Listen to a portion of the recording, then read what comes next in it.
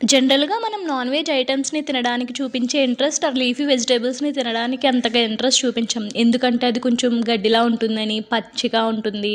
దాని కలర్ అయితేనో టేస్ట్‌లెస్‌గా ఉంటుందని ఫీలింగ్ ఉంటుంది. సేమ్ నాకు కూడా అలాంటి ఫీలింగే ఉండేది. కానీ దీని బెనిఫిట్స్ ఇంకా దీని ప్రాసెస్ చూస్తే చాలా బావుంటుంది. ఈవెన్ నాన్ వెజ్ ఐటెమ్స్‌కి ఎక్కడ తీసిపోదు. ఈ కర్రీని ఎలా ప్రిపేర్ చేసుకోవాలో చూద్దాం రండి.